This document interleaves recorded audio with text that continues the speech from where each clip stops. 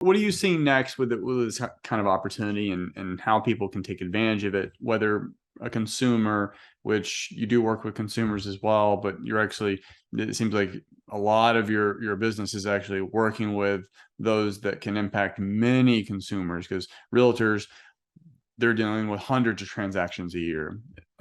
Yeah, investors, same thing. Like the apartment complex. I mean, there's hundreds of consumers that are going to be involved at that just one property, not to mention any other properties they have. So what are you seeing next with this kind of opportunity, and how should folks, if they want to learn more, how should they learn more? You bet. So I actually was with a realtor last night, and he had never even heard of the concierge service. And I explained it to him. Now, he'd been a realtor for 30 years. And I said, Mark, do you have any idea how many transactions you've done over 30 years? He goes, oh my gosh, a lot. And I said, and how much are you getting paid today on them? And he said, I'm not making a dime. Guys, this is the future for real estate professionals. Elon Musk makes business in a lot of different, he makes money in a lot of different sectors. Okay. Realtors are going to have to look at that, because times get tough. You got to have what I like to call the bridge between closings, an income that comes in whether you're closing deals or not. So, and the way we build this also is kind of a realtor broker relationship, where brokers hire and train realtors and earn a commission when a deal is done. We do the same thing. We allow people to be, let's just call them brokers, and they can attract as many agents as they want. I train them for them. I work with them, and we all share in the profits. I'll tell you what's really interesting. I have 2 weeks ago, I was in Cody, Wyoming. I met with 2 realtors. The next day, I went to Casper, Wyoming. I met with a realtor, and he's also an insurance agent. That gentleman was so impressed with what we do. I told him, his name is Brian. I said, Brian, when I leave here, I'm going to be going through Cheyenne. I'm going through Fort Collins. I'm going through Denver, back to Houston. Do you know anybody there? He said, yes, my friend Sean is in Cheyenne, and my friend Crystal is in Fort Collins. I met with both of them. Now, they're not connected business-wise. They just know each other through their real estate professional systems and all that. Yep. But now, on anything that Crystal and Sean do with me, Brian's going to get paid. Yeah. I've got realtors that send me to real estate professionals all over the country. So you may not do business in Florida, you may not do business in Seattle, but now you can earn, from the concierge service. Yeah, you've really highlighted on something that's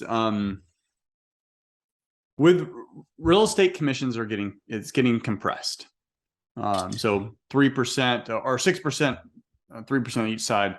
That's been kind of the average-ish, various areas of the United States can be a little different, but that is shrinking every single year, especially as technology and especially like firms like Zillow, Redfin, flat fee brokerages start to compress that. So, and then now we've got this huge class action lawsuit that's threatening buyers agents commission. So there's a real possibility that entire buyer side could end up getting effectively wiped out, not in a literal sense, but the way some folks would want it essentially would do that, where buyers agents essentially they're just not valued as much, the way that lawsuit's being presented and tried. What that ultimately means is realtors, they own a job. You own a job, just like a W-2 employee, just like a house flipper or wholesaler. Every single transaction, they're out of a job. Like you said earlier, once that transaction's done, they can do it again and again and again. And it's a great way to make money. You can build a tremendous business out of that. But the moment you stop, or the market pulls back, or some regulation shifts regulates it down, takes it away, you're vulnerable. And the only way that you can insulate your business from that is to diversify your income sources. So now I talk all the time about diversifying marketing sources. If you're only going after expired listings, well, maybe you should try, once you nail that down, maybe you should try a different marketing source like Google Ads instead of just cold calling expired listings. So that way, when one dries up, you've got other ones to support you. Same thing with income streams.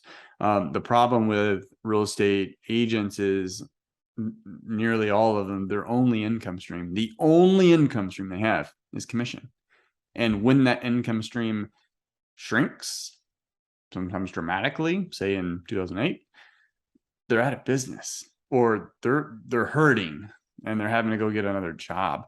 And it's one of the reasons why I love EXP, because they built like a 3 income stream model. So like now every agent has the opportunity to be supported by 3 different income streams: commission, also equity, also revenue share, plus whatever else they're doing, which for me, real estate investing. And then things like this concierge service that you're saying. So it makes a lot of sense why agents would be receptive to the message. One, it adds value to the client. That's always a win. 2, it adds recurring revenue, and that's nice, right? And then 3, it adds a diversification of income, which really goes to the point I was illustrating before. So I don't know. I like it.